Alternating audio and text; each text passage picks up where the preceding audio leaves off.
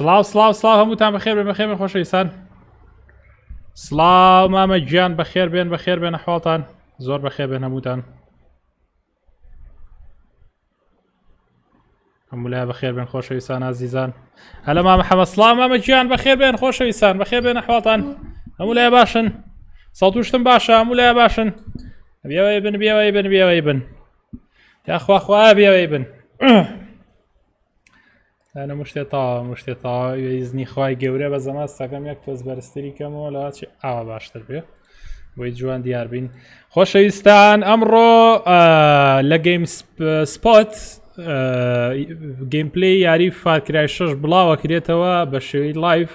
ئێمەش لایڤەکە گوازینەوە ئەویش دەربارەی یاریەکەی لەسەر نەوەی نوێی Xbox Series X با بزانین گەیمپلەیەکی چۆنایی بزانین هەستەکەین کوالێتێکی فەرقی هەبێ لەگەڵەوانی کە پیشانمانە بەڕاستی وەکو دیتیل بە تایبەتی کارەکتەرەکان لەگەڵ زیندەوەرەکان یعنی بە حیواناتەکان و ئاژەڵەکان و بە مرۆڤەکان هەمویانەوە دیتێڵەکانی خراپە وەکو دەموچاوشت لەوە ئەچێت کەمێک کێشەی ئەوە هەبێت بەڵام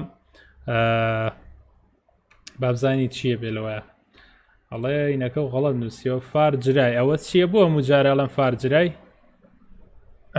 فارجرای فارکرای ئەمە کێ ئەمە کێ نەبوو ئەم بەیان کێ خۆشەویستان ببورن ئەوە با ناوەکە لەویا بگۆڕین لەو لاشەوە ستریمەکەڵێ زۆرە دیقەکە و دای بەزێنە بە سەرچاوەسە بۆ دابەزێنینە ئەمە سامە بۆزان بۆ 2500 باشە چیان لێ بکەین کاک ویتی بێتەوە تایم مۆزەکە نزیکی 11 دقیقە ئیشەڵا دەست پێەکە لایڤەکە.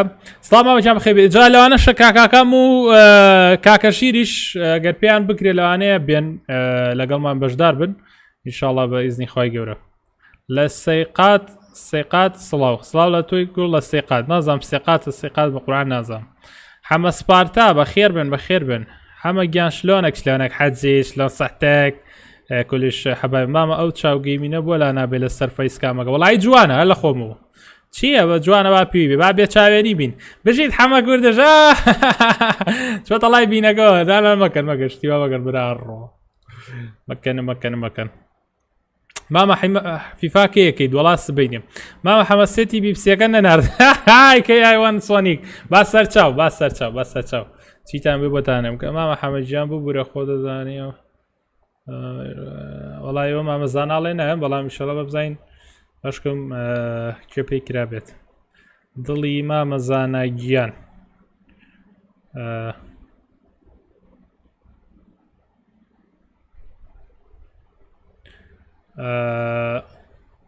ئیشەڵا خۆشەویستان تۆزێکی کە دەست پێکات بابزین گەیمپلەیەکە فەرقوشتی هەیە لە ڕووی دیقەوە لە ڕووی شتەوە بابزین چیمان پیشانێن لە فارکرای 6 حەزەکەین بزانین و ئەوەی کە ئاها جەوەکە خۆش بێ ئەوانە تەنها دە دەقەیمادە دەغێتە دەست پێکا خۆشەویستانەوە ئازیزان بیزانە چێ شەیری کەر ئام لایڤە بیگنێرن بۆ هەموو ناوچەکان ئینە بۆ هەموو ناوچەکان یەک تێستێکی دەنگەکەشم بۆ بکەم زان مەزبوطە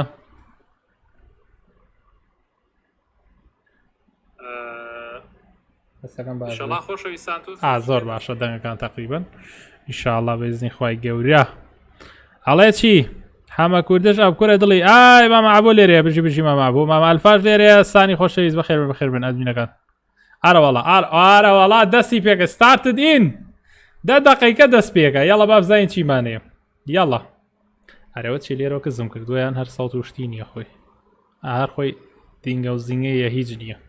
یاڵە ئازیزان و خۆشەویستان با بزانین چۆنە بێ مامە عبوو مامەسانیش سێرێکی دەنگەکەم بۆ بکەن کە یارێک لایڤەکە دەستی پێکرد ئەگەر لایڤەکە بەرزتر بوو خۆم بەرزتر بیان شتێ پێم بڵێ کوا سێتە بیپسیە ئەمە بەسەچە حەمە زاهیر ئابوایی نەکەی برمەیە زوو پارتەکانی فارکرای 4 دانێت توخوا بەسەر چاو خۆشەویستان بیریشتانە چێ ئەم شەو کاتژمێر دە یاخودنەوە ئەگەر لایڤەکە زوو تاو بوو سەعانەوە فارکرای 4 دانین ئینشاءالله وا لەسەر ئەپلۆدا تەنها فۆرکەیەکەی ماوە ئەپلۆد بێ لەبەر لایڤەکە تۆزە خسمانە درەنگانێک بۆی کە لایڤەکەش بگوازینە با بزانین گەیمپلەی فارکرای 6 چۆن ئەبێت بزانین باشە بێت خۆشە بێت بە چ شێوازێکە بێت ئیشاءالله وەگەوەی کە چیرۆکەکەی دیارە زۆر چیرۆکەکەی لە خۆشە چێ بەڕاستی شێوازی ڕوبەڕبوونەوەی دیکتاتۆریەتێک بە شۆڕشکردن هاوشێوەی فاکرایەکانی پێشوو بەڵام لەژێر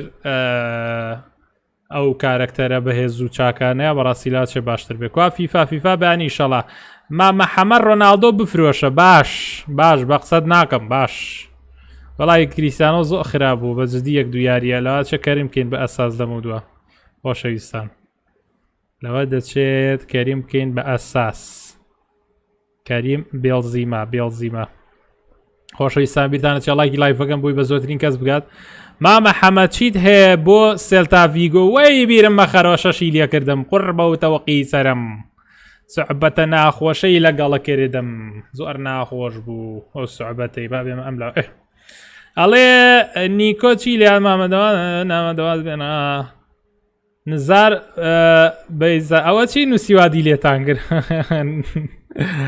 ئای نزار ئای لە تۆ هارەوەڵا هات ئەمە ترەیلەرەکەی پێشووترە کە لە این بینیمان لە گەیم سپۆت بینیوە گەیمسکۆم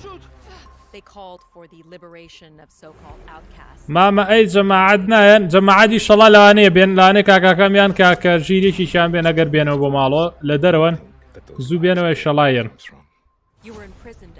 فارکرای 4 فریە وەڵایی لەسەر پیسێ توانی بە فری دایبەزێنی بەزەسە کۆنسڵەکانی ترە هەرزانەوە بزانم 4 دلار و 5 دلارە و دیمۆکەشی فریە 2 ساعت توانین بە خۆیاری بۆیارەکە بکێگە حەز لێ بوو خۆشەویستان لەسەر پلەیستیشن 4 ئەمڕۆ لەسەر نەوەی نوێ گەیمپلەیەکەی بینی بزانین چۆنە بێت بزانین باشە خۆشەویستان تێستێکی دەنگەکەم بۆ بکەن کاکە بۆ تێستێکی دەنگەکەم بۆ بکە ماڵم بزیمە دیگەدووە ئەڵێن بزیما تویتی کردووە نووسێتی گەیمەرێک پێم ئەڵێ گێژ وشت نازانم ڕاستیانە نانە فارجرای شازی یاریە فارجرای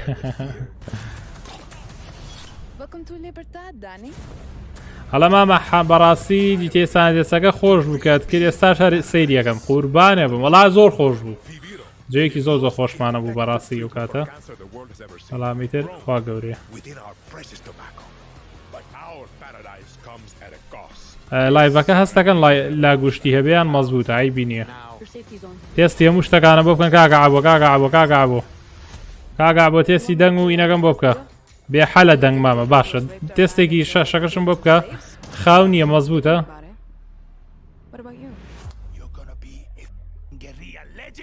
گەڕیە لێجند های بینیە لایڤەکە زۆر باشە تا بزانین گەیمپلەیشتی چۆنە بێ بەڕاستی خۆشە و تەقان و تەرتیباتانەی یاڵڵا خۆشەویستان کێ ئەزانێ پارەکانی GTA زۆر کەمن زۆر کەم مامە حەمە سڵاو توی گوردار و بەرد بێ حەلە باشە مامەجیان دەست خۆش بژی watch more yes October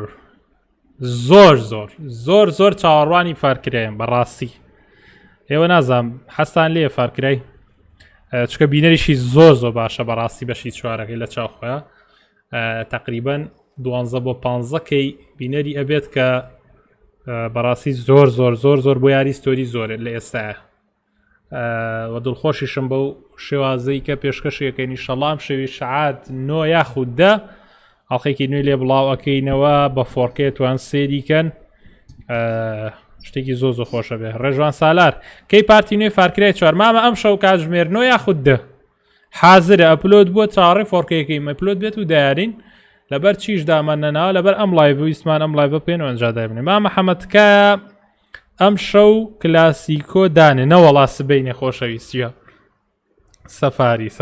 سەفاریە نازام ڕۆبلۆکس بکە وەڵا خۆشە ئەیکەم ڕۆبلۆکسەکەم وەڵا ڕۆبلۆکس 1-2 هەڵقەتان بۆ حازرەکەم میشەڵایکە چکە نەوەعیاری زۆر خۆشی تیا فانیە بێ کۆپیەکەنین کاتیش خۆر بەسەرە بین شتێکی خۆشە بەڕاستی لایکی لایڤ بفرێنن بە تیرروکەوانی یاڵە خۆشەویستان زانم چەند کەس تیرروکانی پێ لایکی لایڤەکەم بۆ فرێنە یاڵە بتان بیرم مامە بەشەکانی فارکلای لە ڕووی چیرۆکەوە پەیوەندیان هەیە بێکەوە بەڵێ یەک یونیڤرسە واتە یەک جیهانە بەڵام هەر جارە و لە شوێنێک پیشانەیە وەکو GTA وایە GTAش هەمووی بەیەکەوە ڕەبتە بەڵام هەریەکە و لە شوێنێکە لە سەردەمێکە لە کاتێکی دیاریکراوایە بەڵام هەمویان لە یەک جیهانان یاری فارکرایش بۆ شێوازەیەوە پلانیشم هەیە ئینشاءالله پێش شەشەکە گە بمانتوانێت پێنجیش بکەین زۆر باشە بۆ ئەگەرنا لە دوای شەشەکە پێنجیشەکەین و تێکەڵەکەینەوە ئاڵاگاو لێ بوو پێگن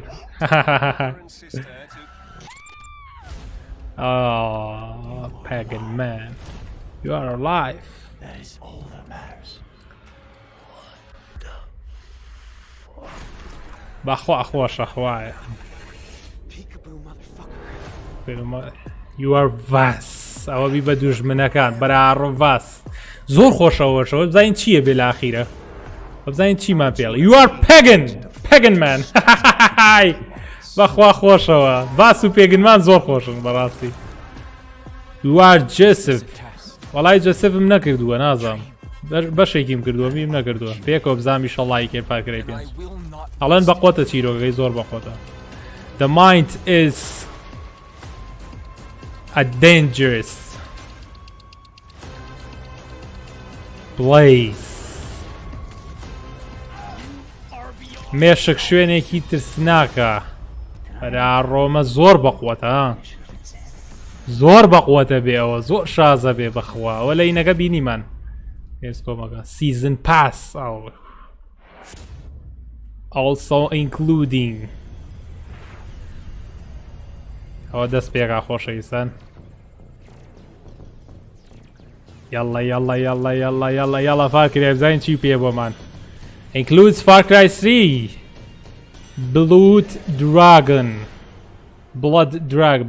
Blood Dragon وەڵای شتی زۆر بۆیێنە فارکرای شەشە لەگەڵ یا سیزن پاس و شتەکانی بەقوتە دایم هەر سیزن پاسی این بەقوتە و کاتە لە فارکرای چۆیە غۆرە لە ڕەشە زلەکە و زۆر بەقوتەوانە هەوڵێنەوانە شکەین کورە خۆشە بە خۆمان یاریەکەین شوانە هەوڵێم ئەو سیزن پاسانی بە لایڤ بیکەین بێکەوە لەگەڵ ڕاوکردنی حیوانات و شتەکانەوە و ئەپگریدکردن و شتەکان کاکە حەمەلەکەیەوە بۆکەی دوکانت هەیە ئەمێ بێم بۆلات بوو ئەوەی کتێبی گارەڤوار بکڕم لە سێوە تاوەکو یانزەی شەو هەمانە یەک تۆسپەلەکە لەواچێ بەشی تۆ نەمێنێ پەلە بکەن گەویستان وەرن گارەڤوار کتێبەکەی هەیە لە لای ئێمە لە ڕاپەڕێ ئەو کابراایەکێ دیکتاتۆرەکە بەشی شەژوردە و دەیشەڵات چیرۆکەمی ئەزانی مامە حەمە فاکرای شەر بکڕم یان گۆزە و سوشیما دارێکت سکات دارێک سکاتەکە زانترە تەڵعا نتوانی ئەوە بکڕی ئەگە بەجیایینە هەبێ بەڕای من نازام وەڵا خۆ دەزانی نازان با لە خۆمە بڕیارە بۆ نێم نازانم مامە یاری دیترۆی بیکەم هی من بکە بەسەر چاو میسی ڕۆناڵدۆ نەیمار کەریم یەکسانە بەکەریم یاڵە خۆشەویستان دەست پێکات یاڵە لایفەکە دەست پێکاتان بینم یاڵە یاڵە بابزانین چیتیا خۆشەویستان و ئازیزان بیرتانە چەڵێکی لایفەکەم پێشووی دەست پێ بکەین تکاتوان ئەگەر بتوان هەرێسا خێرا شەیریکەن بۆ گروپەکان لە فەیسبوک و ئینستاگراموانە بابزانین چییە بێ یاڵە چل سانێماوە ئازیزان و خۆشەویستان ئەم شەو بزانین فارکرای چی پێ لەسەر نەوەی نوێی Xbox Series X بەخوا خۆشە بەخوایەکس بۆ گزوا خۆی کڕیوەتەوە حلی نەماوە مام ئازیزان خۆشەویستان ئێستا دەست پێکە تەنها 23 سانیەی ماوە ئینشاڵڵا تۆزێکیکە دەست پێکات سلااو لە کاکە حەمەک بەخێ بێ کاک عومەرجیان بەخێبی برا جوانەکەم خوایە بەخێر بێت ئازیزان تەنها 10 سانیەی ماوە 9 سانیە 8 سانیە 7 سانیە یاڵە بنووسن لە کۆمنتە 5 سانیە یاڵە يلا دسي بيكر يلا أروال folks بخير بي بو يارا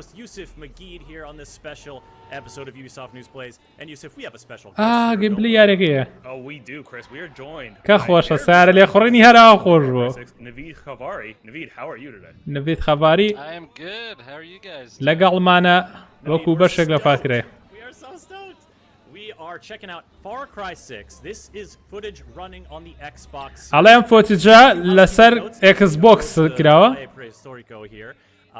This footage is pre-recorded. We've edited together some chunks to give you a great array of gameplay across the region of El Este here in Yara. We're going to see a lot of different action, a lot of different mechanics. We'll be talking with Naveed about what we're seeing and also we are streaming live to Twitch on Ubisoft's channel, on Xbox's channel, and on others. We're glad to have you all there, and on YouTube as well. If you want to ask questions or just holler at us about what you're seeing, join us in the chat on the Ubisoft channel or the Xbox channel. And now, Naveed, it's time for a little nature walk. ئێستا نەفی دیاری پێەکە با بزانین چیەکە ئەم کەسانە ئەڵەن لەسەر ئەکسبۆکس یارەکە پیشانتانەین بۆی بزان جیاوازەکان چییە بە یارەکە چی شتێک هەیە ئەمە لە یارەیە بەشێکی یارەیە بزانین چی هەیە ئەڵە پێشی دەست بگەین پرسیارێکمێ بوویەوە ئەڵە ئیسترێگەکەتان هەست پێ کرد کەتە زەرەمە و پێش ڕوویە ئیسترێگەک ڕوویە ئیسترێگەک ڕوویاڵە چی بوو ئیسترێگەکەکە There's a pretty big primal reference from our friend You'll find wait, was it visible in the footage? That's all I'm saying. That's all I'm saying. Because I'm about to rewind. شتێکی دیا بووە لە بارکرای پێز با بزانین چی دیا بووە I feel like I had to say something. So now it's out there. I don't know if I ruined it for people now, but I know people in chat spotted it. I know people are going to run this back. did they? Well, folks, if you want to find this place, it's going to be in the far southeast area of El Este. Now, this is a big. خەڵکی گلەی زۆرەکەن کە فارکرایەکە دیقەی جوان نییە هەڵێ فارکرای پێنج جوانتر بوو ڕاستەکە زۆ ناشرینە بەڕاستی دیتێڵی زۆ خراپە نازان بۆ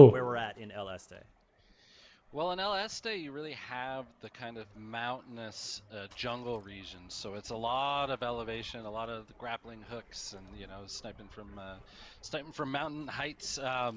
And also, it is where, in sort of the ecosystem of Anton's Yara, this is where they produce what we call the poison, which is the chemical they spray on the tobacco leaves that produces the cancer treatment Viviro. So there's tons of gameplay opportunities as well as narrative opportunities. ئەنا گرافیکەکەڵی لای خۆتان زیاکەن نەوەڵا خۆی خراپە گرافیکەکە زۆ خراپە ڕاستە لایڤە یەکجار بۆ شوازە نابێت لەبەری لایڤ گوازنەوە کەمێک گرافیک داپەڵزێت تاوان 1970 احتیادیە بە 720 حسابی کە بەڕاستی ئەمەی بینی بەڵام بەجددی دیتێڵی شتەکان هەر پێوی دیارە ئەین جوان نییە 100% جوان نییە زین هەر بەردەوام سەورەکەم زۆر کێشەیە بێ لە ڕووی گرافیکەوە یاریە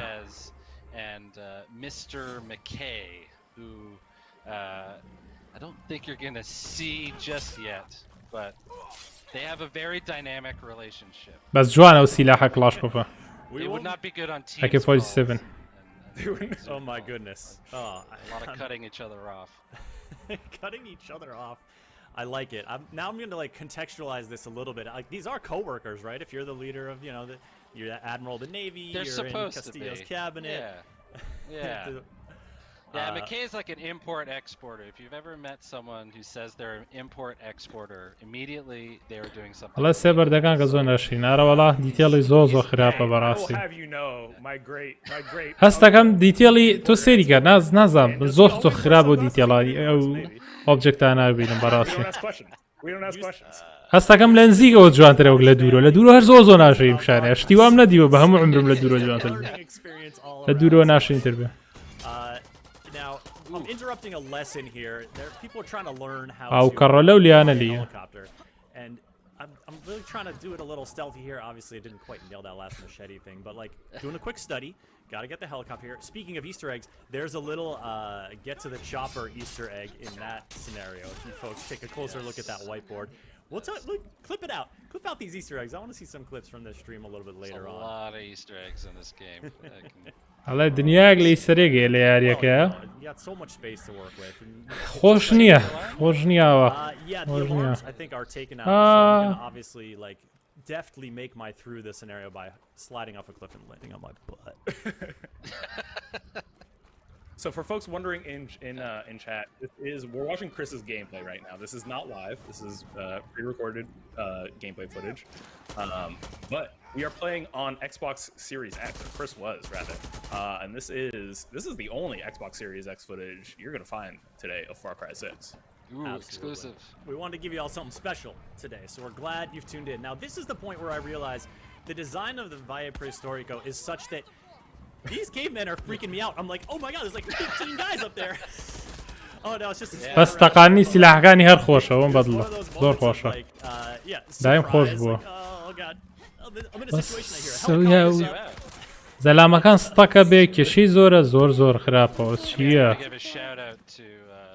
ئەنیمێشن و دیتێڵی زۆر خراپە ئارەوەڵا زیاد لە پێویست خراپە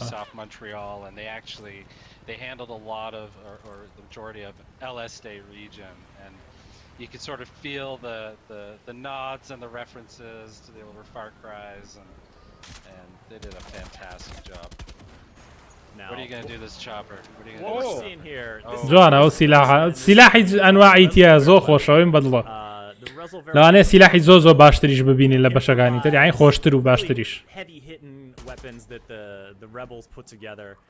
That one in particular is like a sniper meets a sticky explosive launcher and ئەمیش زۆر ناخۆش یاریەکە ینی یارەکە بزان پێشتری ڕێکۆرد کراوە تازە بە لایڤ لێنەوە.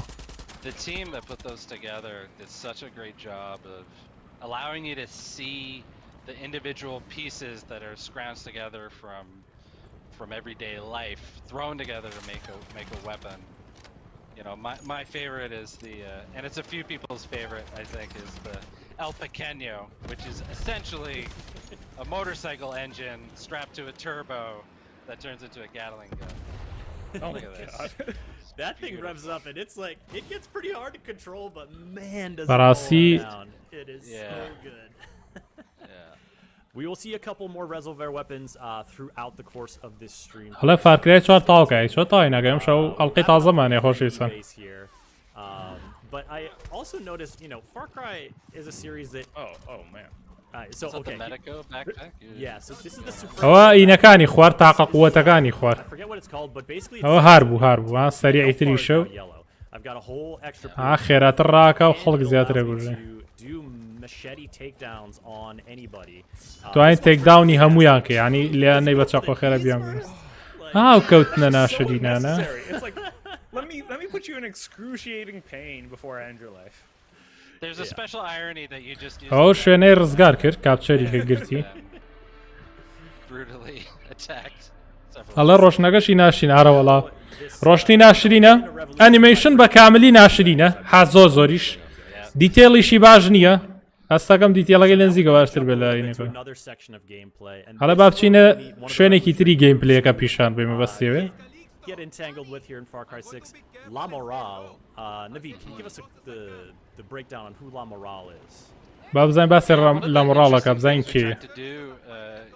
In LSD is have this sort of clash of two different groups, two different revolutionary groups. So one is the Legends of 67, these are sort of the old revolutionaries in the mountains, and then you have La Morale, which is a group of university students that have banded together to fight back, and they are very militant, and have some of my favorite characters in the game. And it's one of the things too that like you look at these revolutions often as one big. نا ئەسا ئەڵێ چی یارەکە خراپ وڵا یاری شازە نانا من وەکو یارەکەی هاری پاگرایم زۆر بەدڵە من بیر لە گرافیکوانە ناگەمەوە خەت بۆ هیچ یاریە بەڵام بەڕاستی ئەوەش حەقەکە بوترێت دیتێڵەکەی زۆر خراپە بڕواکەن پارکرای چوارەکەش لەوانەیە نازانم بڵێم لەوانەیە لەمە جوانتر بێت تەکیت پێجەکە لەمە جوانترە بەس دیتێڵی زۆر خراپە بەس ماپەکان خۆشن شوێنەکان زۆر خۆشن ئەوە بەجددی ئەوانیویان سەرزڕاکێشە زۆر بەڵام وەکو دیتێڵ زۆر خراپە بەڕاستی ئەوانش دەورە بینێن لەسەر یاری دەوری هەیە کاکە گرافیکیش بەشی خۆی دەوری هەیە مخۆم یاریەکە ئاکەم ینی حەزەکەم یاریەکە ناوبانگی زیاتریش بێ بەڵام ئەوە ڕاستیە کە ئەو یاری دیتێڵی زۆر خراپە باکرێت چ ئۆنلاینی هەیە بەڵێتی The game strash نانە یەکسەر میکە بە تراش و بە زیاری نییە و ئەوانە مەغن چیرۆک گرنگە لە پێش هەموو شتێکەوە گەیمپلەی خۆش گەیمپلەیەکەشی لەواچێ خۆش بێ ماپی جیاواز شوێنی جیاواز چەکی جیاواز شێوازی جیاوازی تیا بێ بەڵام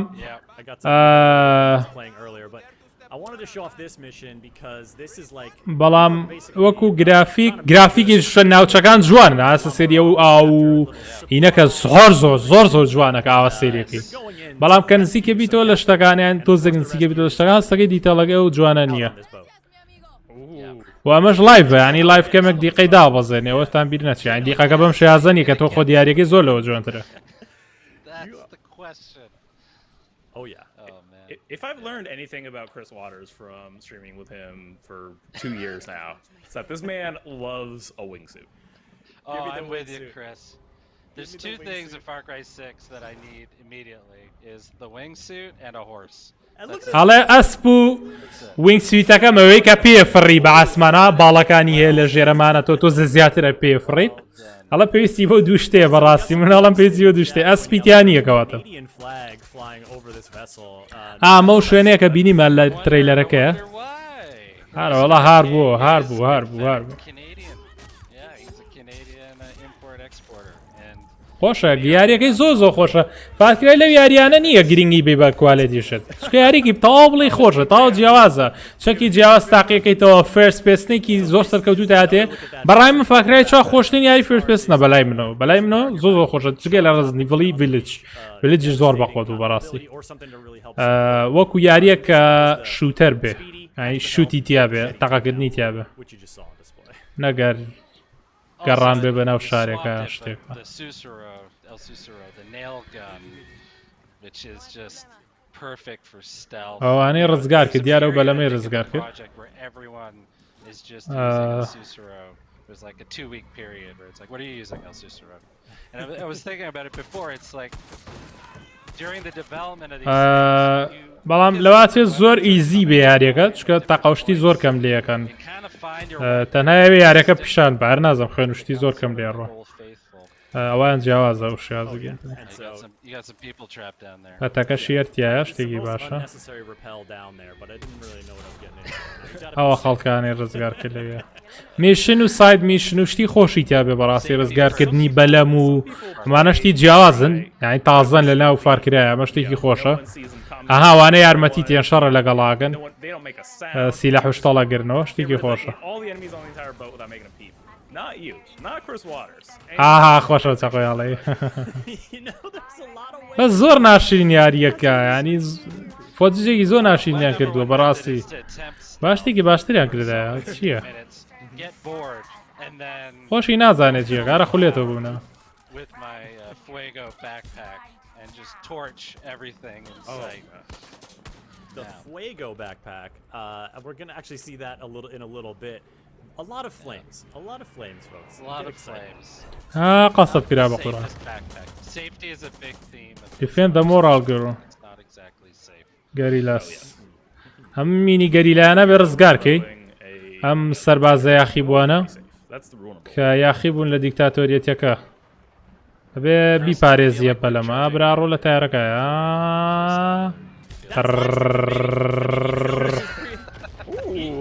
ئاوە جوان بوو جوانە شتێکی جوانە لیە وتی گلەی مەکەنە کاکە مە لایف ستریمە دیقێر وابێ ڕاستی شەکاوەشتان بیر نەچێت چکە ئێمە و کاتە گەیمپلەیمان بینی ینی پێشووتر گەیمپلەی یاریەکەمان دیوە چۆنەڵی ئەوە نییە یەکجار بۆ شێوازێ لایف ستریمە ئەین بەشی کێۆژ کێشەیە دروست دەکە یاری ئەکسبۆس ڕێک ئەو هەیە نانانەوانی یەکجاواژ نا کوردانە بیر مەکەنەوە کاکە کوردانە وەڵاوانی ژۆک تا گلەی یەکەنەوە تا سێریگە تا گلەی زۆر وەیە یاریەکە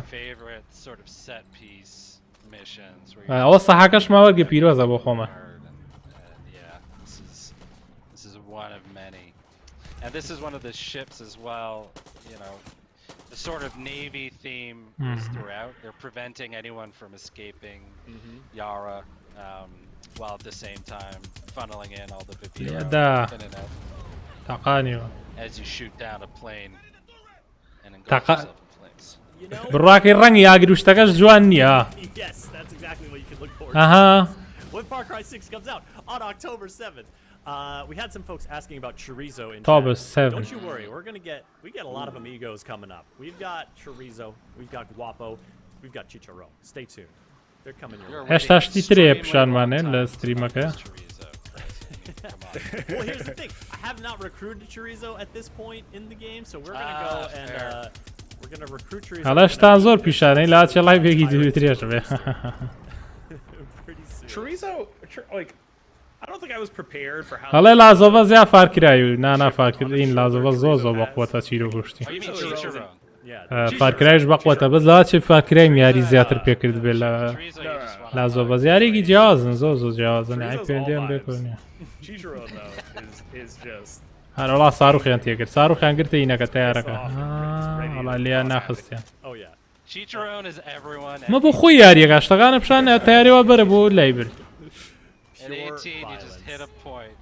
Pure rage. ئەو کەوتنەی زۆر ناشرینەوە چییە؟ Folks, as we're dealing with a ton of bombardment and chaos here aboard this boat, feel free to throw a question or two. وەڵی ئەڵێ یوبیسۆفت بە ئەنقەز وای لە یاریەکە کرد زۆر سەیرە We're taking a look یان لە ئاچێ کێشەیانیان زۆر بوو بێ کێشەی گڵی تووشت وەڵی بڵێم چی بە قورعان گرافیکی ژە و هەموو گڵیچە دروست ناکات I recorded this footage last week at the end of the week. Due to some technical limitations, we had to do it this way, just based on the fact of like keeping everything secure in a pre-release environment. But also, this allows us to give you the highlights here and there and show a diversity of areas, of weapons, and everything like that. So that's why we wanted to tune it this way for this show. هەڵا پێشی پشگیری بنێرن با خێرا بڕۆین My ride is here. Boat So we time. got a big exit here. Eliahu over in the Xbox chat asking. هەڵێ بە زۆر پلیان پێوەناوە Game in co-op just like Far Cry 5. پەلیان پێوەناوە بە زۆر پەلیان پێوەناوە وەڵی خراپە زۆر خراپە Higher game in co-op. یارێکی خۆشە بێت تەکید بن لەوە تەکید بن لەوە یاریکی زۆر سەرنجڕاکەش بخۆشە بێ فارکرای In co-op. بەڵام گلەیینیشی زۆر لێکرێ گرافیک You know, there's the host لە یاریەکی 2021 ناچێت لە ڕووی گرافیکەوە بەڕاستی the sort of campaign progression, but you keep your player progression. So all your weapons and all of that stuff. لەوانەشە بێزار کرد دەرچێ زۆر ئاسایی ینی یاری هەیە خۆش نابێتتر خۆ ناکرێم و یاریەکەم و بەشێکشی خۆش بێت وابزانین چۆنە بێ بارکرایش بابزانین جار شتی کەمان پیشان بن کاکە Really go a long way towards tuning those weapons, towards making them, you know, a lot more versatile and impactful. بخێرتیانە بە Resolver materials. And do you want to get some Resolver weapons going? Naveed, I don't. Some people are asking as well about crossplay. Do you know if co-op crossplay? هەڵە کۆپەکەی کرۆسپلێ بێت بابزانیان لێ I چی believe it is. I'm not going to say. هەڵە باڕەکەم کەوا بێ بەڵام لە ستا سەدە قسێ ناکەم I'm pretty sure it is. هەڵە بە دڵنیایەوە بێت بەڵێ بەڵام سەدنا بە دڵنیایە کرۆسپلێ بێ عین لەگەڵ هەموو کۆنسڵەکانتوان بێک و یاری بکەن ئەوە شتێکی زۆر خۆشە بێت توانین بێک و یاری بکەین بەڵای وشتیش بێکۆ بچینە ناو یەک سێرڤەرەوە No fault of my own, exactly. You know, it's dark. It's not your The fault sun at is all. setting. But look, I revived him. We get a slow-mo explosion of the boat. It's In the moonlight as well. جابیری لێکەرەوە بە Xbox One Xbox Series X وایە really like that. ئەبێ بە پلەیستێشنی 4 و Xboxی 1 چۆن بێ ئەوانەش کێشەیە بە قورعان Walk away from explosions so slowly. ئەڵێ بۆڕینگە یاریەکە نا بەڵام دیقە و شتی زۆر خراپە بە زەمان لایڤە تەکید بن لەمە جوانترە گرافیکەکەی ئەسەسی ئەو مانگە بکەیت ئەو باز ئەو زۆر جوانە سێری و هەورەکە دیتێڵی هەورەکە خراپ نییە زۆر جوانە ئەوانە جوانە ئەوانە زۆر جوانە بەڵام ئەمە لایڤیشە کەمێک دەورە بینە هەڵە دوکانت لە شوێ ڕاپەڕین سلێمانی زی شارانی ڕاپەڕین دەسی مەتار Gotta be careful, and that's one thing. You know, we talked a lot with our designers and our world director. هەڵە وەڵا بێ بە خزمی سیگا با بچینە شوێنێکی تری یاریەکە پیشانێن با بزانین کوێمان پیشانێن You know, so it's not just like you. هەڵە ما بە لایڤەکە تۆزێ خراپە گرافیکی وەڵایی من نییە خاڵە خۆی گرافیکەکەی خراپە ئەوەی کە ئێستا منی ژەی بینم زۆر خراپە 1970 ینیەوە زیاتر ناکرێت Oh, Chicharon. چیچیرۆ با بزانین چیچیرۆ کیە I'll Chichiro destroy the army's file. ئەبێ فایلەکانی جێیشەکە تێک بشکێنێ بە بزانین چیە Hype man. Hype man. Always lost an arm to. هەڵێ هێشتا ڕاستە هێشتا دەسی لە دەزا بەڵام هەر پیاوێکی یعنی کراوەیە Hype man. Damn, that rooster had drip. Oh yeah, you can see that. You can see Chicharon folks show. And he just the way he says Chicharon. هەڵێ ڕژێم چەند فایلێکی این چۆنڵی سنسیتیڤیانەیە هەستیاریان لایە لەگەڵ زانیاری لەسەر جێیشەکانی گەریلاکان سەربازە یاخیبۆکان لە ڕژێمەکە ئەڵێ چیچیرۆ بەمە دڵخۆش نییە ئەڵێ بێت تۆش دڵخۆش نەبی بەم شتە کاتە تۆ بچۆ و ئەبێ زانیاریەکان وەرگرن و زانیارەکان تێک بشکێنی بە کوردێکی گەریلاکانە زانیاریانەی کە دەستی ڕژێم کەوتۆی گەریلاکان ئێمە سەر بچین ئەو زانیاریانە لە ناو بەرین تێکی بشکێنین ئەو زانیاریانە نێڵین لەبەرەوەی ئەمان خۆیان لە ناو خەڵکەکان ئەمان خۆیان گەریلان سەربازی دژی ڕژێم و حکومەت شەڕەکەن پێ وترێک گەریلا و نە سەربازانە هەڵێ گرافیک سفرە بەهۆی ئەوەی کە یەکەم لایڤە تۆ لە لایڤەکەەوە سێریەک ئێستا کە حالە من سێرەکەم گرافیکەکەی یعنی بیتڕیتی تەواو نییە لە بەرەوەی لایڤە هاین سێری کە هەر شوێنە بۆشاییەکانە سەو ڕەنگە سوورە تەڵخیەکی تایە منیش بەڵای بۆ تۆم گواستۆ هەر تەڵخیتە ئاین سێ جا تەڵخی دروستە بێ لەوە تەڵخێکی زۆر دروستە بەڵام لەوانەیە گەیمپلەی این گرافیکی زۆ باشتر بێ لەوەی کە ئێمە ئێستای بینین بەڵام دوای بڵاوەکەنەوە تەبعاً بە کوالەتی باشتر بڵاوی هەرە بێ بکەنەوە like all my hand is flying all over the controller and everything's I'm like what is going on where are all my like my cheats man Where's the stuff? Where's my stuff We had a question. هەڵا کاتێک یاریەکەم هەست بە شتەکان ناکەم دەستەکەم باتە ناو دنیا یاریەکەم بەستیەوەیە حەز بە ستافە ناکەم کە یشی تیاگرێ یاریەکەم من That's something that I wanted to leave it on just so y'all could see how it goes. But you tune in about a month to our live streams once this game comes out. We'll play around with the HUD.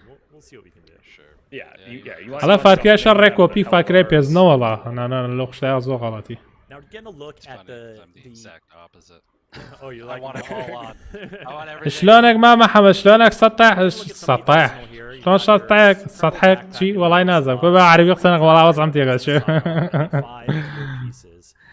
ناكا سلومو زور بوازا customize the whole operation plus your look because with your سيو كلاشيرا كمينه بمليون مره كما تيوب كلاشيرا برارو هو بدواي اوكي وبابو شوينكا Follow the angry roaster. دوای کەڵەژێرەی تووڕەکە وای باشە کاکە ئەوە چییە قاچوشتی لیدی پێوەیە And one of the things I noticed about the gear was that some of the stuff I was like, I was kind of expecting it to, بەس جوانە ئەو شوێنە زۆ جوانە بینی گرافیکی ئێرە زۆ باشە ئەم شوێنە ئێستاکی جوانە جوان شوێنەکە بەراڕۆ دار و بەردیشکە هەڵە بۆچیەوە ئەو کرد گوازەکانم ڕای کلێتەوە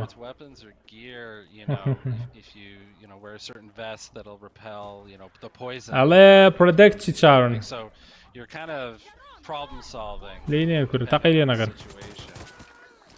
خۆشە دەنگی دەمانچەی هیواتم ئەوێ ئاکە بەرالەوی نەکردی بەم بریە هەتیش دەخوارە لە قاچی یاری نەکە دەنوکی لێ کەڵە شێرەکە ئەو دیتێڵەش باشە ینی تێکەڵە بێ سینەکان ینی ئۆبجێکتی جا دروست ناکات جوانە ئەوش جوانە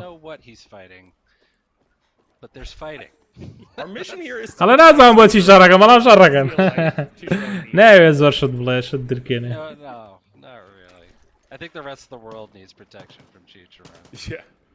Oh God, what is this weapon, Chris? Oh, this. ئەمەی نەکەیەکەی تەقێنێ فاروەرکسە یاری ئاگرینەکانە یاری ئاگرینەکانە کلاشکۆ بەڵای خۆش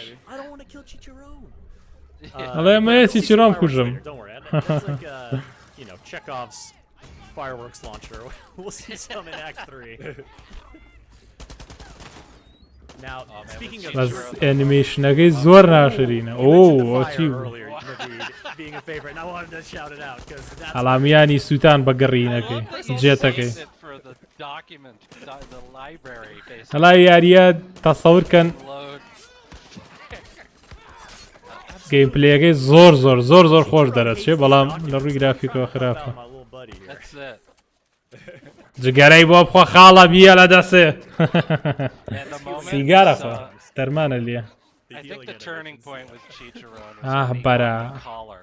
Once he got the punk rock collar, everything sort of fell into place.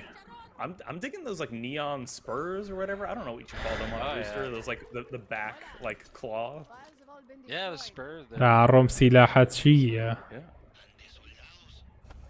So folks, زۆر جوان بڕغوشتەکانی پێوە کرا on co-op. So co-op is possible between generations of the same platform. So like Xbox One to Xbox Series X and S. It is not available across systems. So Xbox and PlayStation crossplay is not there. But cross save and cross progression is live for everyone. So if you own the game on multiple platforms, you have one save. Your save carries over from one of them to the next. باسی کرۆسپلەیەکانی کرد وتی لە نێوان جەنریشنەکانە کرۆسپلەی هەیە بۆ نێکسبۆکسی وەنە دەبێتوانێت لەگە سیریەسە یاری بکەیت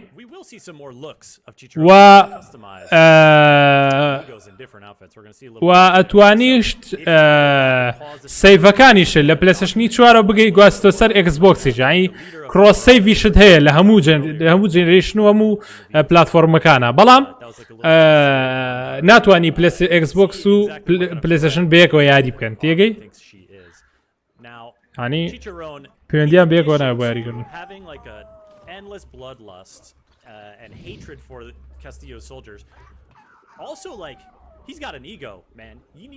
He wants people to know that he's been here. So the way this is concluding, I mean, he's the cock of the walk. He's a rooster.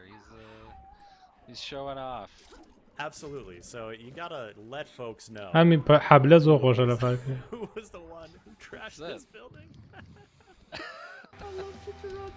ئەوە چی بوو؟ It's the music, right? That's what the music makes. ئاڵێ موزیکی ڕۆکە کاکە. بەرە هار بوو. ئەوە تر یای لە شوێنەکە و شوێنەی بۆ نەکرد بەی خوێن. یاران ستۆری کەمپڵیتد. Picking orders.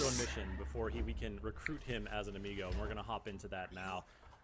Before we do that, folks, just a quick note about the footage you're seeing. It's captured from an Xbox Series. Helps on destroy the regiment's army a bunch of different segments and edit them together. ئەوە مۆنومنتی جێیشی ڕژێم لە ناوبەرین و دیارە مۆنومنتێکیانەیە مەراسیمێکیانەیە بێم تێکی بە هەز ئێرۆکتێ دەستەتی زۆر ئەڵێ چۆنەڵی ئاهەنگێکیان گێڕاوە بۆ ئەو دەستکەوتانێک کە بەدەستیان کەشتووە ئەڵێ ئەمە دڵخۆش نییە بەمە لاانێت توش دڵخۆش نەوی بەمە توانای ئەکسپتی مەرحەلەکەی بکەیت و چیتە ناو مەرحەلەکە یان مەرحەلەکان بۆ شێوازە چیتە ناویەوە یاریان ستۆریەکە بۆ شێوازە ینی مەرحەلەکانی کاتێکی بۆ لای کەسەکە شتەکانە پێڵەوەکو ئەساسن سکریت نەوەکو وەکو یارەکانی فارکرای وەکو یاری ئەساسن سکریت هەچتە ناو پێتەڵەوە شتەکە وایە ئەیکەی بەڵێ ئەیکەی یەکسەر چنەوە وەکو فارکای چوارنی ڕاستەخۆ کە چتە ناویان فارکراەکانی تر یەکسە بڕۆ بۆ شێوازی وەرگرتنی ستۆریەکان. If you have a piece of gear, you like the stats of the piece of gear, but maybe you don't like the look of it necessarily, you can swap out the appearance with another gear item of the same category that you already own, which I think it's a massive roster. It's a huge roster. There's so many things to choose from as you unlock them. But the thing that I think the reason I'm so happy about حەمە چۆنیت خۆیاری فیفاکە باشی مامەجان بە سەر چاوێکین سبەینە ئینشەڵڵا ئەم شەو کاتژمێر دە فاکرەی چوار ببینن زۆر خۆشە بێ وڵای جوو تەپوتۆزی قاچی ئینەکەش جوان نییە بە قورعان several years ago that thankfully paid off. But yeah, that was one of the reasons we wanted to do. پەلاماریەوەینی باوکە گیانەوە چی جرج بووە بە چی بوو گوشتی برا ڕۆ نەبێ I to follow Ross's path to destruction. ئەبێ ڕاستەرەکەمان بە بۆ شوێنەکە. It's one of those things where you get to be a bit more invested in Danny's story. بەزەوە زۆر بێزارکەرە بێەوە لە ڕێگا بوەستێ و چی یارمەتی بیت و شتێکی زۆر ناخۆشە بێ. ڕاستەوخۆ ناباتە ناو مەرحەلەکە. ڕاستە ئەمەش بەشێکە لە مەرحەلەکە بەس خۆش نییە. کەڕۆبەیەک لیار کوشتی. نەیتەقین تۆ کورە نەیتەقین تۆ. نەیتەقین تۆ ڕاکە. کورە بە زمانیەتەوە ئەم کەڵەش یێرە زۆر خۆشە. بلی مامە.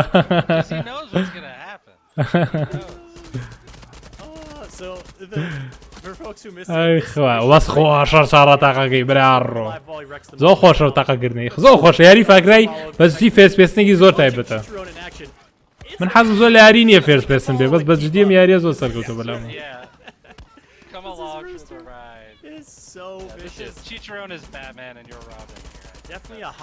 چیچرۆن ئەڵێ کەسە خراپەکەی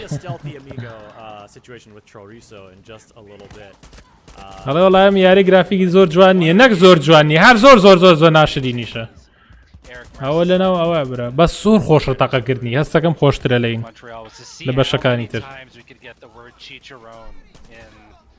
ئەو کەوتنی زۆر ناشرینە زۆر ناخۆ ئاڵڵا تۆپەکە ئەم ئەڵقەیە تۆپەکەمان پێ بێ لە دوای ئەمەڵقەی کە ئەم شەوەی بینن ئایا ئەڵقەی پێز نەکچوار زۆر خۆشە بێ I want to talk about this resolver weapon. It's called a muro, which means the wall, if I'm not mistaken. ئەمورۆ ئەو چەکە ناوی ئەمورویە واتە دیوار بەراڕۆ ساڕوخە جوانە ئەوە زۆر خۆشە ئەوە زۆر خۆشە ئەوە زۆر خۆشە خۆشە بەخوا چەکوشتی عەجیبی جای فارکرای جیاوازە لە یاریەکانی کە جیاوازترە ئەم وەلەتە تەقانوش بەڵای خۆشە زۆر خۆشە زۆر جوانیشە ئەو ماپە سێریکە باسی گرافیکەکە ناکەم باسی جەوەکەیەکەم جەوەکەی جەوێکی زۆر جوانیە جەوێکی زۆر خۆشیە ئەوەی بەدڵە بەس پارکرای نییە ئەم مینێ ئەم چەقیتیانە بێ زۆر خۆش ئەم چەکە بەبێ و چەکە حەزم لە یاری پارکرای نییە بەڕاستی ئەو کلاشکۆف ئەو چەکەی بێت یا بێ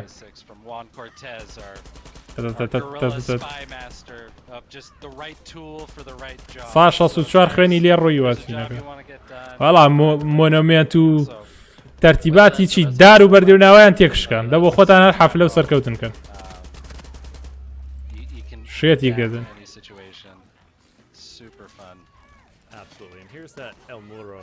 ئەلمۆراکە دووبارە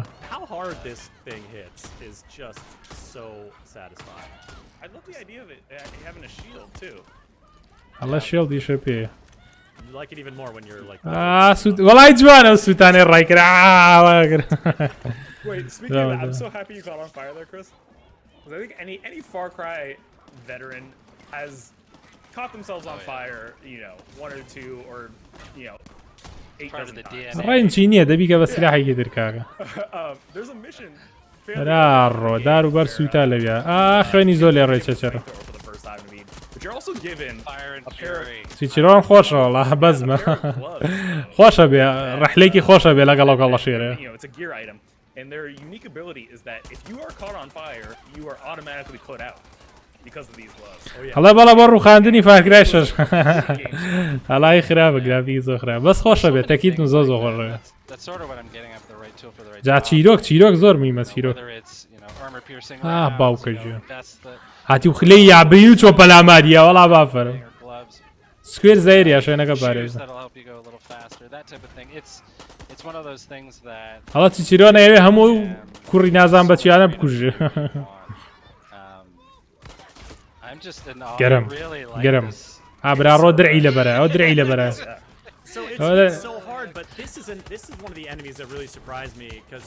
هەڵە یەکێک لەو دوژمنانە بوو کە سوپرایزی کردم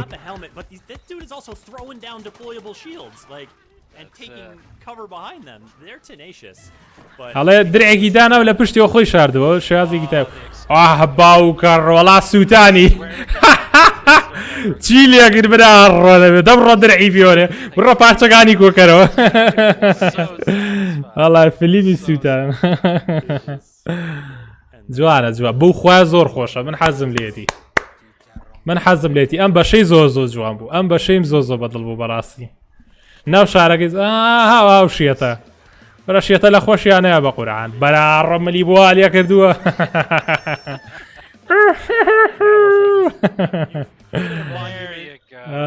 بەقوت بوو ئەو بەشەیم زۆر بەدڵ بوو ئاوەکەم حەز لێ نەبوو بەڕاستی زۆر بەغلاوەکە بوو Now, I did not see this question in chat, but I know it's in the back of your mind, folks. Can you pet the chicharron? We have answers for you here exclusively on Ubisoft. Well, no, not exclusively, just it's going to happen right now. You're going to see what happens when you try to go in for the scritches.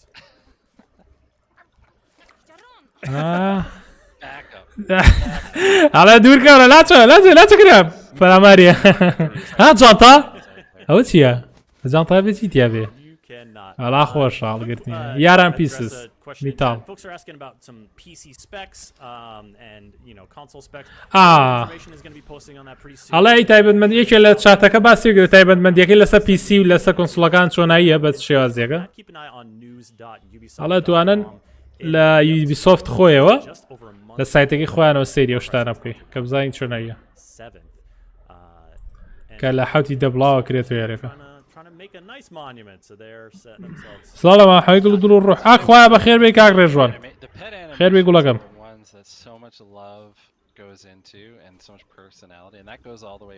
هەڵە مامە جات جەوت نەبێ دوای کەڵەشێرکەوی ناخۆشە بە زدی ئافرە بەو کەڵەشێرە فکرێکی تازەیە فکرێکی جوانە فکرێکی زۆ خۆشە بێ بەڕاستیەوە ئەسپیشی تایە وات وتی ئەسپ نوێ ئەسپی تایە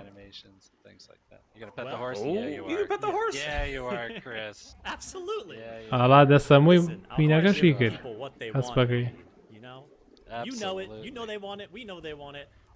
وەڵای ئەوەم بەدڵە ئەوە زۆر خۆش ئەسب لێ خۆڕی یاڵا بڕە ئەسب بڕە وەڵا ئافرم ئەوەم بەدڵە خاڵی زۆر باشی تایە زۆر کەڵەشێرەکە ئەم ناوچەیە ئەسپەکە ئەم خاڵانە تاکو ێستا خۆش بوو تەقانی سیلاحەکانی هەر زۆر بەدڵم بوو شازی شەڕەکەی زۆر باشە بەڵام ئەنیمێشن و گرافیک و بەلەمەکەم زۆر لە ناناشرین و زۆر ناخۆش شازە ئەسپی لێ خۆڕی بەناو شارە بەناو شاری تازەیە ئەسپە پێ بێشتێکی زۆر خۆشە ئەوم زۆر بەلاوە خۆشە بەڕاستی شاری تازە و ئەسپە پێ بێ زۆر خۆشە ئاین سەردەمی تازە نەک سەردەمی کۆن بێ ماپەکەی ئەڵێن زۆر گەورەیە ئانیەوەش خۆشە مامە حەمە گویان کاکە میر هەڵام حیسانە زەخمی کردووە ئەمە فێڵباس حیزانە فێڵباس حیزان ئاو دوو کەڵە زەر دووشتانەش جوانن بەخۆ نا جەوی یارەکە زۆر خۆشە ئەمەی کە ئیسەی بینیم گرافیکە کاکە لایڤ هەروە بێت دوای سریەکەینەوە زۆر جوانترە بێت بە جدی گیانی یارەکە زۆر خۆش و جوانە بەلای منەوە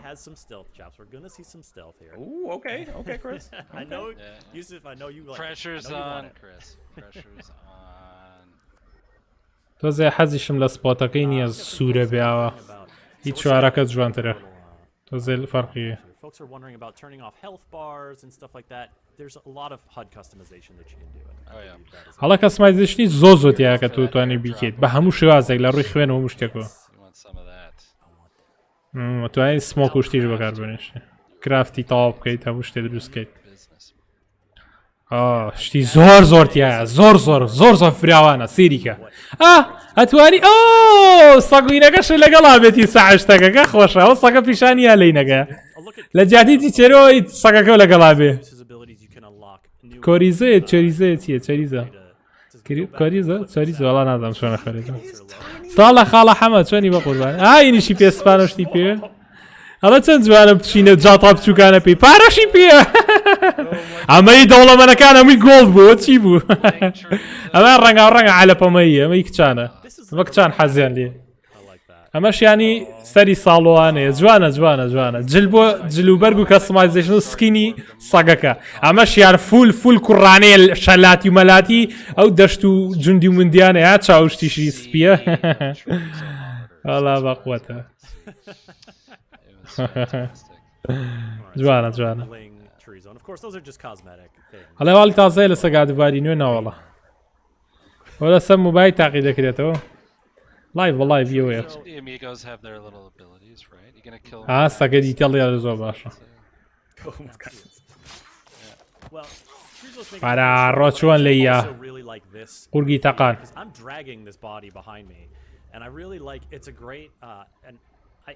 I don't know if it's the first time I've encountered it, but it just like felt like so natural to be like, look, I don't want to hoist this guy on my shoulder right now. I just want to drag him into the shadows. And it was so smooth. I really see the good boy go to work.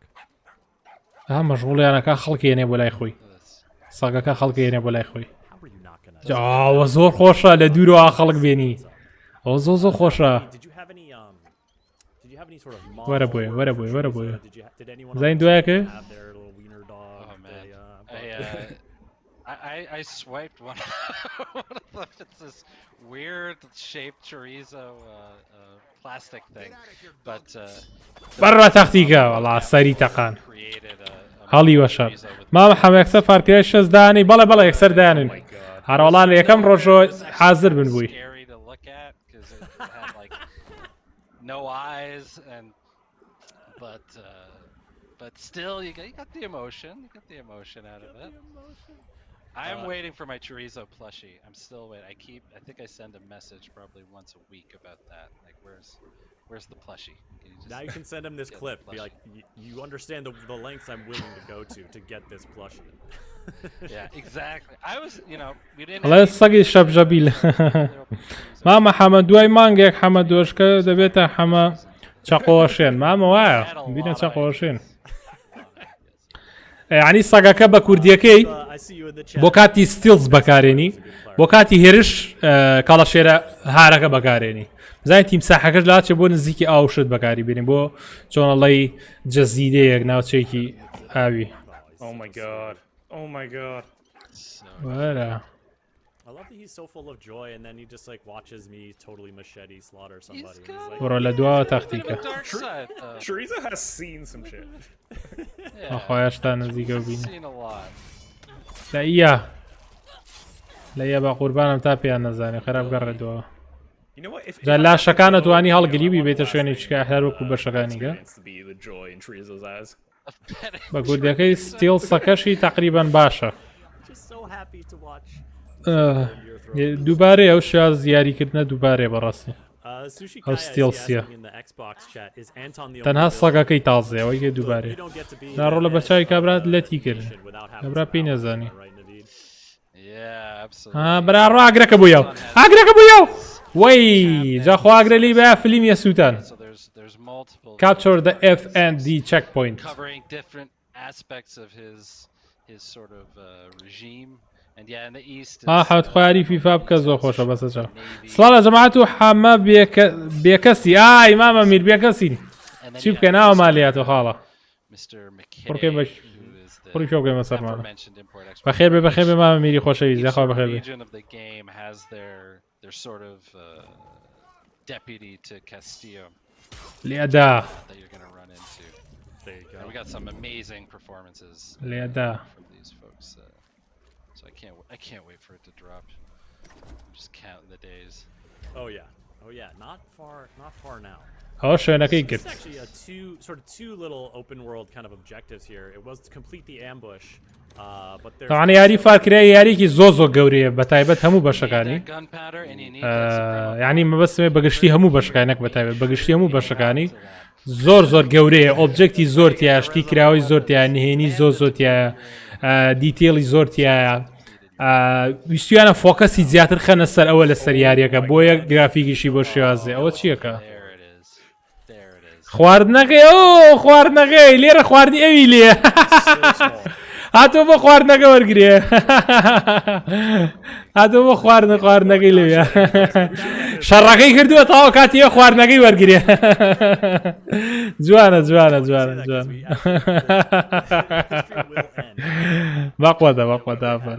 باقواتە ئیتر لە دوای کردنی شوێنەکە بۆ خۆ دەگەڕێی شتە دۆزیتەوە شتەڵەگریتەوە یاریکردنێکی نەرمی ینی خاوی زۆر خۆشە بەڕاستی ئانەی توانی یاری فارکرد ئەو مابوو برا ڕۆبی تەقێنێتەوە And what you did there is pretty ئەوە ئانتی ئایرکرافە دژە تیارەوە cannons are protecting. یاڵە با بەشێکی تری یاریەکەمان پیشان بزانین بەخوا زۆر دووبارەیە بینی خۆمان بێ ئەرەوەڵا دووبارەیە مامە میر هەنێشتی بەڵام شتی زۆر جیاوازتیە یاریەکە زۆر کراوەیە یاری فارکرای ئۆ سەرەی گواپۆیە گواپۆینە درعمر عەلەوەرەکە گواپۆ بزانین گواپۆ چیمان پێ You know how I knew Guapo? هەستەکەم دیتێڵی گواپۆیان باشتر کردو دیتێڵی گواپۆیان باشتر کردو زۆ ناشرین بووە گواپۆ We went to do casting, and I stepped out of the hotel, and this car, I'm not kidding, pulled right up to me, and it just said Guapo on the license plate.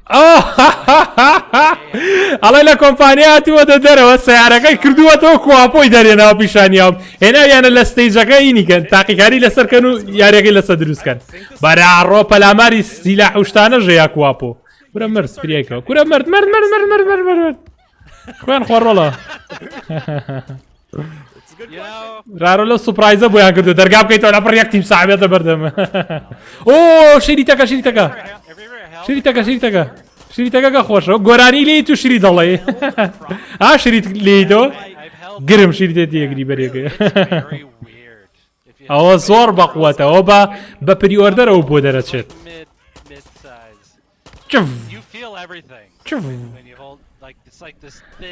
زۆر بەقوەتەوە تێگرێت لیا وێرانیەکە This took a turn. I thought you, when you said that, I was like, you feel everything, like your own mortality, like eons of evolution, like. ئەبێ هێڵینیکە ڕیڤایڤیگەیتەوە داماوانیان تەقەلێکە کاکە خۆیکە بەناو جێشە ها باوکە ڕۆهاو هاتی لەو دوورۆ بەریکەوە بەرەس پەکەکەەوە Listen, if you got a crocodile around, things are getting loco. So I was hearing this on play a little bit. Is it when you ئەوە سەگی بەحری بێ بۆ ئەو شتەیە ئەڵە سەگی بەحری بێ بۆ ئەو شتەیە هەیە ئاڵا لێ یا خستێ خوارەوە لیمی سووتان ئەمە بۆ جەنگڵ و مەنگڵەوە ها چۆ خواردی وەڵا پەلاماریە فیلمی بەزەم گەیمپلەی زۆر باشە ینی زۆر شتی یارەکە و پیشانەیە ینی ئەگەرێکێک بیەوێت یاریەکە پێشەوەی بیکڕێت سێری بکات بەڕاستی ئەم گەیمپلەی زۆر بۆ ئەو ئیسفادێ بێ ئەم لایڤەی ئیسفادی زۆر بێ بۆ ئەو کەسە ئێتر خۆی یاریەکە بینێ بە هەموو شوێت تەنها گرافیک ئەمێنێ ئەو کاتە ئەتوانێت بە ڤیدیۆ سێری کاتەوە نەک بە لایڤەکە گرافیکی باشترە بینێ دەو کاتە هەڵە بەخوان و بەو پیاوارە وەڵا زۆر و بخۆی پیاکە تەنها ئەوێ یاریەکە ببینی هەر زۆر بەخرا زۆر جوانە سێ و دیتیڵانەکە سی کەسێکە ئەوە گرافیکە ئەوە بێ یارەکە هەمووی ئاوا بووە سێ ئەو تەڕی عەرزەکە زۆر جوان تەڕ بوو خۆرەکە لیاتە و دوو پیشانیاتۆ دیتیڵەکان لەسەر ئاوەکە لەناو ئاوەکەیە بەڕاستی جوانە سەگانە کورد لیانە لی یاسپەکەتی خوار بە زۆر ناشین یاریەکە ڕاستەکە مستەرمیر وەڵا زۆر نوب یاریەکە هەڵە تۆی کڕی مامە حەمە ئەڕ وەڵا من فارکرای نییە نەیکڕم فارکرای دڵی منە بەخوا زۆر خۆشە فارکرایە تایبەت چوار دەی لی بە جێژ زۆر جێژ بەرا ڕۆلولی یابینی و بەرا هەربێکجاری بە ساخی خواردی وچی و زۆر شتی تیا فارکرای زۆر پڕە زۆر هەموو دەقێشتە بینی هەموو دەقێشتی تازا بینی زۆر کرا ئەوە بەشێکی تر بوو کواگرۆ بەخوا نازدارە ئەمە خۆشە ئەمە ئەڵە پێشەوەی بچینە کۆتا خاڵە سنووری کە بیگرێت با ئین ببینێت ئەم شوێنە ببینێن نازەم ناوەکەی ببیرم شوە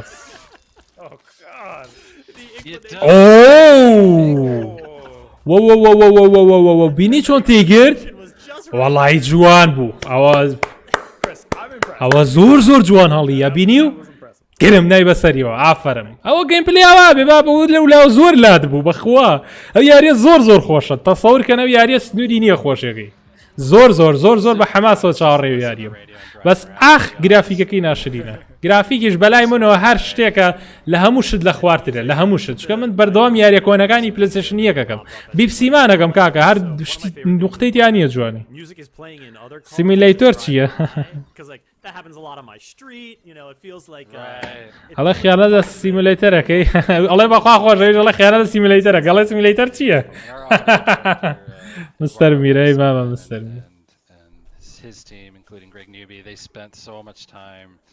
looking for artists, specifically Latin American artists that would just feel great. مامە میرۆ بۆ نایدە دیسکۆر بەڕاست وەرە دیسکۆر دەگە حەز لێ مامە میر ئەگە کاتە هەبێ وەرە خۆشە هەرچەنە کلاچەکە میشیمە بێ بە زۆرە خۆشە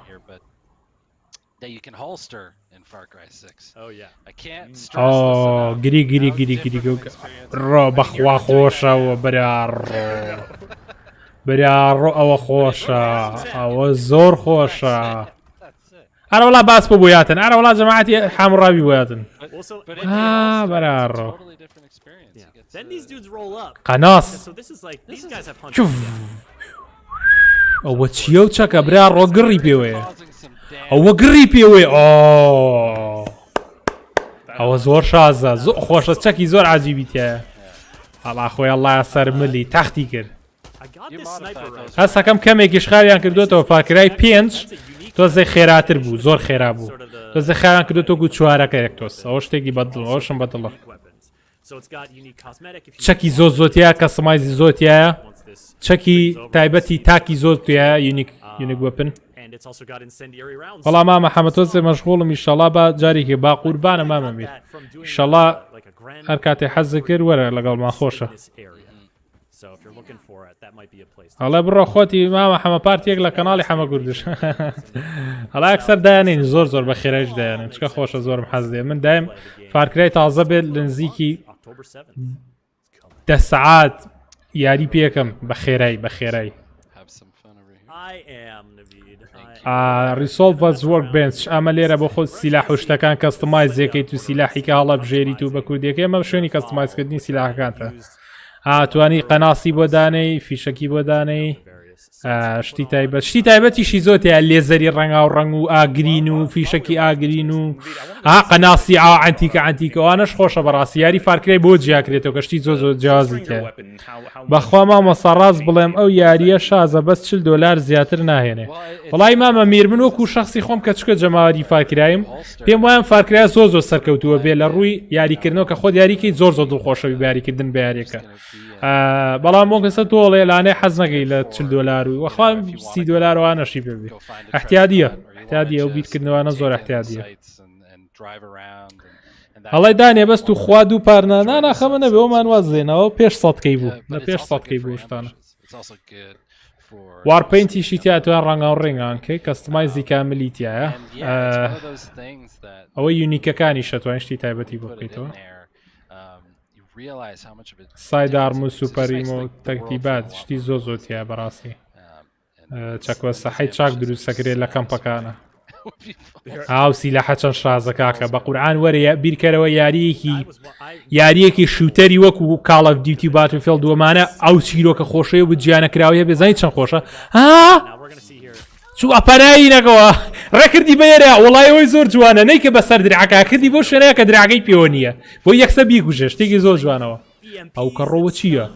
ستان پیپڵ چەند جوان بوونەوە فولی دێدلینی ئەڵە گەڕێنەوە ئەڵەستنەوە وڵاستانەوە لێیانەوە خستین یەمیانی فیلم زووتە فیلمیانی زووتە ئارە وڵا سیلاحە قۆڕەکەی نایە ئەمە زۆر قۆڕە سیلاحە بەخۆرە هەڵێ وڵای لێرە بە زیینێتی بمێنێت برەما مەسا من بە کراک حەلی یەکە مامە خەمە نەبێ خۆشم وەم خەمە نەبێ منی شەر بە کراگەیان کڕم زۆر بێ بە کراکدا بەڵزێنم بەس نافاکرایم پارەی پێمەڵات چکە ئەبێت تو زوو بیکڕم هەر حەزم زۆر لێتی بەس یاری لەم شێازانە زیاتر بە کراک باشە چی کەمان بیر بوو هەڵە بە مستەرمیر بڵێ میرەکولێرە نانەعیبە دەڵە لایڤیەمە لەسە بەڕێیەمێ با بچێت دەسە کاشی خۆیان بزانە چۆن بە میم بەکە لەو میم شێت یەکەن با بە میرە ئێستا لەسە فەشەکەی خۆمان هەر عیبیشە مام هیە من ئەڵێی ماینکرافتە بە 4K باوکەڕە لەو تعلیقەیە ئەڵێ لە ماینکرافتە بە 4K تعلیقی لە هەردوو یاریەکەی ئابراڕ بینی و کوشتنێ خستنە خوارەوە بەڵام بە پەڕەشوت خۆیان ئەڵای خوارەوە شتێکی جوانە شتێکی جوانە بڵاو ئەپیش نەبوو نەتەقیوە تەنها کەوتە خوارەوە ئەو شتێکی جوان بوو بەڕاستی جوان بووە جوانە چیاوازی دروست تەکیت بە لەوەی دیتێڵی زۆر یاریەکە زۆر بەس لە ڕووی گرافیکەی دیتێڵی زۆ خراپە ناوکو یاریەکە دیتیڵ و شتی جیاواز و شتی گەوری زۆ تیا بێت تەکیت بن لەوەی یارێکی زۆ سەرنجڕاکێشە بێت ئەوە چیە ئەلکترۆنیکەکە بۆ داگرێ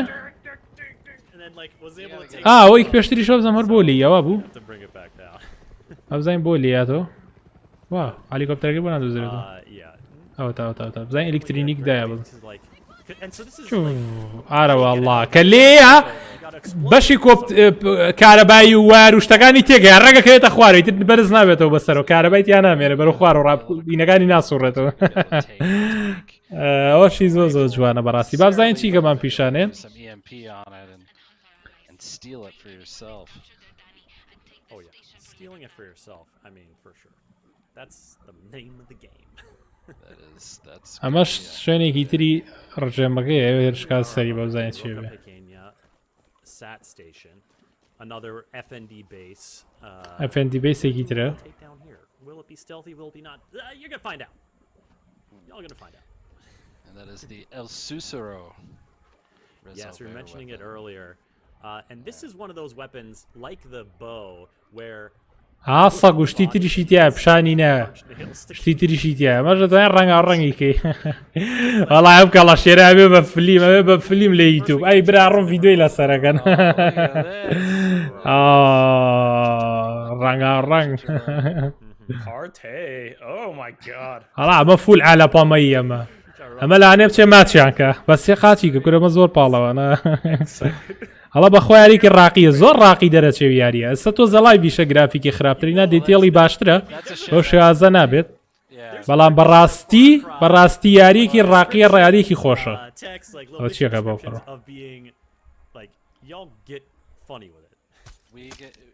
That is where the most freedom is, because no one's looking on the team.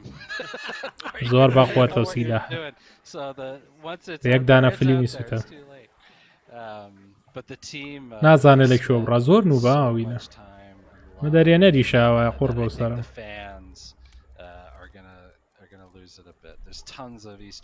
ئاها بینیتە ئینیان داناوە تێنتیان داناوە تەڵەیان داناوە بووی لێو بەرەکەوێ زیگە زیگە زیگە زیگە دیزار میگر هەڵی گرتەوە بۆی نەتەقێ پەتیان پێوەگرتەوە ئەو سیلاحە چل فیشەکی شەگرێ لە یەک مەغزەنا 200 فیشەکشی پێ ئەبزانین چۆناییە سیلاح هەڵا لە یا فلیمی سووتان جوانە شێوازی ئەنیمیشنەکانی لە نزیکەوە خراپ نییە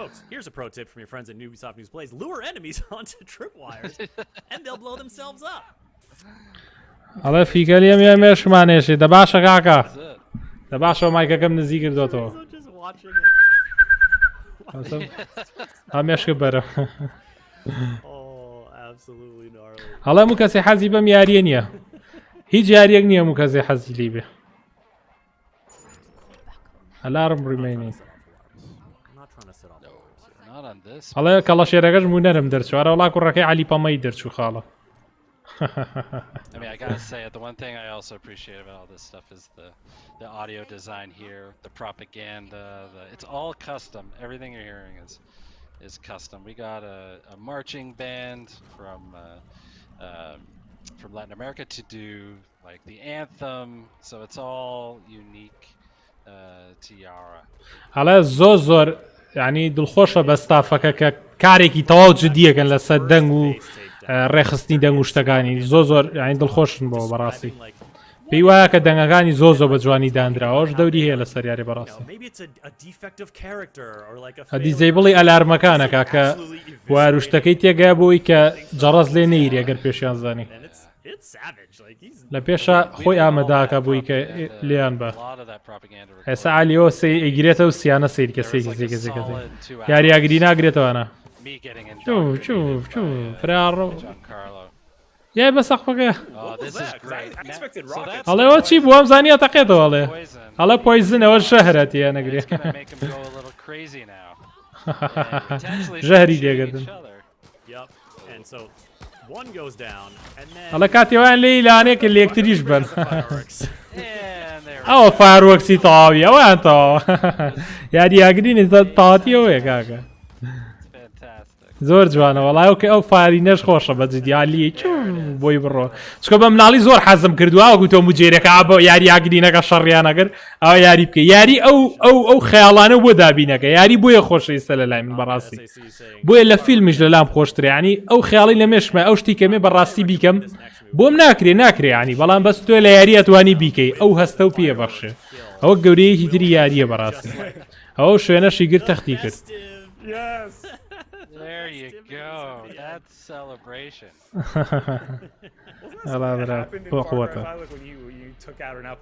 هەڵێ گۆڵ دیتێ تازەکەکەی بۆ خۆمەیکەم بەس لەوە ناچێت بۆ کەناڵ بیکەم وڵی چکە کاکاکام وان زۆر خۆشیکەن کاکاکام کاکە میر بەڕاستی گوناحە لە هیچ شوێنێکی تر بیکەم بکرێت ئەو دوو کەسە زۆر بە جوانی یاریێکاگەم بەڕاستی حەز ناگەم ئەو شتە دووبارە بێ حەز هەوڵێم ئەو یاریانە بکەم کە کەمتر هاوڕێیانمانیکەن یان یاریەک کە چیرۆکیەکی زۆ باقوەتی هەبێ من زۆر حەزم لە چیرۆکەکانی ئەم نییە یاری شوتەر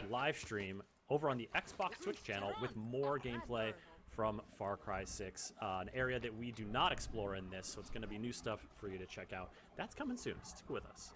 I love that you keep trying. دەتوانێت دوای لە کەناڵەکەش دوای سێریان کەیتەوە وەشتی کەشمان پیشانێن عیب نەبێ.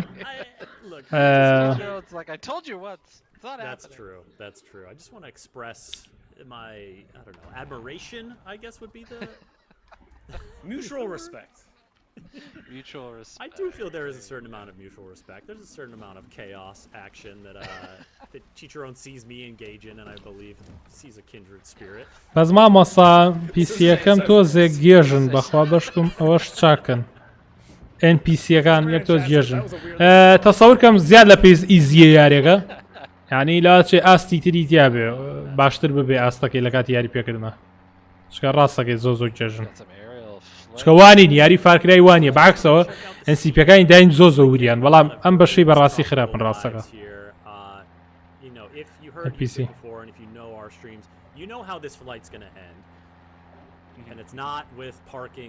هەڵە مردم بەو کەڵە بابە کەڵە بابە خارە کەرە بابە ئەو کۆپتەرەش خراپ نییە وەڵا خۆشە خۆر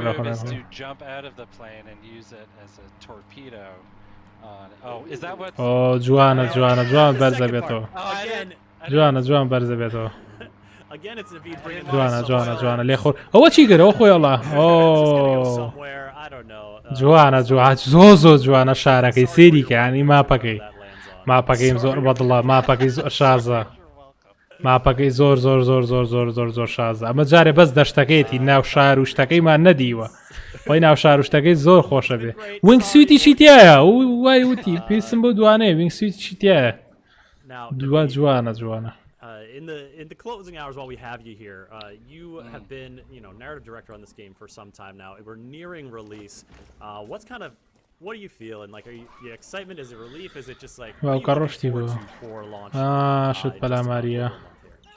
It's excitement. I think I'm عرشتي بيسنا معنا باو كرو بزو كلا شيراغا بياي بكلا شيراغا بيوره بو امي لا راك كرباب ني اقول دمي دشيلي bonded and we've gone through so much life can happen in 5 years. Like my beard was black, when I ببردوامي جا حيواناتانا ولا قلا زور خوشوشي هو چی بو والله خوش بو خلیسکێنەوە چی بو هاتی بە خلیسکێناتە خواری خوارەوە وڵای خۆشەوە چیتە سە بەرزەکانە بە خلیسکێنە خۆڵیتە خوارەوە را ڕۆ سەگ با و کەڕۆ من لە سەگا ترسم لای بە سەر سوور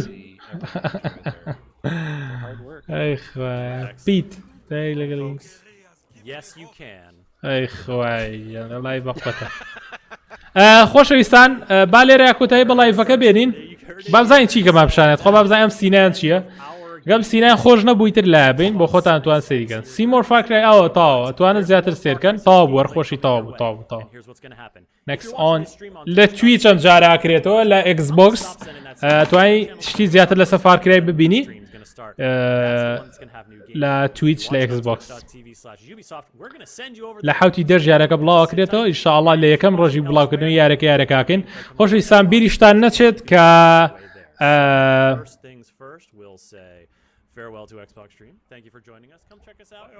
لە ئێکسبۆکسیش لەوانەیە شتیکە وەرپشان بە بەڵام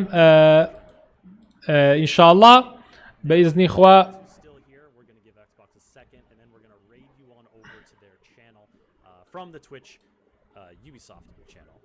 بتوانین سەر لە تویچ بچی شتیکەیان هەیە نێکس لایڤەکان لە تویچ توانن چن لە تویچ سێریکەن خۆشەویستان ئەمە تقریبا گەیمپلەی یاریەکە بوو ئێوە لە کۆمنت پێم بڵێن یاریەکەتان بەلاوە چۆن بوو لە دەچەند بە یاریەکەیان منۆکو پێشەوەی یاریەکە بکەن ینی جاری یارەکە دەرنەچۆ پێشی دەرچێرا پێش بەم بینینە بەم لایڤە بەم شازە چەند لە دایەن بە یاریەکە من وەکو شخصی خۆم شتی زۆر جیازم تیابینی بەڵام و خۆش بوو بەڕاستی گەیمپلەیەکی خۆش بوو لایڤێکی خۆش بوو لەگەڵەوە بەڵام وەکو شخصی خۆم من هەش بەدە لە یاریەکەیان بەڕاستی لە ڕووی ئەنیمێشنی و کێشەیە بوو لە ڕووی دیتێڵی گرافیکەکەی و کێشەیە بوو بەڵام لە ڕووی دیتێڵی گشتی و شتی جیاز و شتی زۆر و شتی سەرنجاکێشی زۆر تیا بوو بە تایبەتی و کەڵە بابە ئەسپەکە تەقەکردن و شێوازی سیلاح و شتەکانی گرتنی شوێنەکە ناوچەکانی گرافیکی ناوچەکانی بەڕاستی هەمووی ئەوانە بەلاوە جوان بوو شتێکی نابوو من وەکو شخصی خۆم هەش دەدەی پێم و ئامادەش بن ئەم شەو کاتژمێر 9 خوددە فارکرای 4 ئەڵقەی نوێی لێ بڵاوکەینەوە سەر شاخەکەی بەرزترین شاخی هیمالایە ڕەشەمان نێرێ بۆیە با بزانین چیتە بچن سێری بکەن زۆ خۆشە بێڵە بزانام لە کۆمنتە ئەوە چەنی پێیان 5 8 7 9 8 6 7 هەشت حوت هەشت زیاتر حوت و هەشتە چوار لە حوت چوار لە حوسێ و فلیمە 5 لە دا هەشت 5 بە کوردیەکەی بەعامەتەن 5 بەرەو سەر بۆ هەشت نوێیەکی تیا بوو یەکجار هەشت و حوت زیاتر هەشت و حوت وەرەگرین وەکو شخصی خۆشم هەشتی پێم بەڕاستی خۆشەویستان و عزیزان دەستان خۆش بێ زۆ سپاس بێ ئازیز و خۆشەویست کە تاوەکو ئێستا بەیەکەوە بووین توانیمان گەیمپلەی فارکراکە بگوازینەوە لە داهاتوو شەهر یاریێکی تر کە عامەتەن کە خۆمان حەزمان لێ پێ هەمومان بەیەکەوە ئەیگوازینەوە بەیەکەوە لەگە برادرانی شەوانیش کاتیان نەبوو ژناوانش لەگەڵمانە بەشدارە بوون لایڤێکی زۆ خۆش بوو هیوادارم بەدڵتان بێت چێشتانە بینیم ئەڵێ هەشت هەشت حوت هەشت شەش سفر لەدا وڵی ترتیاتی بە زیاتر هەشت و نوێ هەشت و نۆ هەشت و نۆ هەشت و نۆ هەشت حوت هەشت حوت هەشت حوت هەشت حوت هەشت نۆ حو هەشت نۆ حوت هەشت نۆ بۆ شیازە بوو ڕێتینگی ئێوە ڕێتینگیش هەشت بوو هیوادارم هەر بەدڵتان بوو بێت چێشتان لێ بینی بێت تاوەکو لایڤێکی تر و بینی نوێیەکی تر و کاتێکی تر دەستی کاکە میر خۆش بێ مستەمیری خۆشەویست و ئێوەی عزیز و خۆشەویست و هەمووتان چاو یەک بێکتان ماچەکەم زۆ سپاس کە لەگەڵمان بوون گرافیکەکەشی دڵنیا بن لەوە جوانترێکە بینیتان تەنهاوەیە کە بە لایڤە بۆ شیازێمە یەکەمیان دووەمینان لە یارەکە خۆت بیکەی تەلەڤیزۆن و شتەکە کوالێتی شتی باشتر و جوانتر بێ هیوادارم بەزڵام بێت چێشتان لێ بینیمە تا کاتێک تر و بینوێکی تر بەخوای کوردستان سپێنم خواتان لەگەڵ لایکی لایڤەکەم بۆ داگ بکرد خواتان لەگەڵ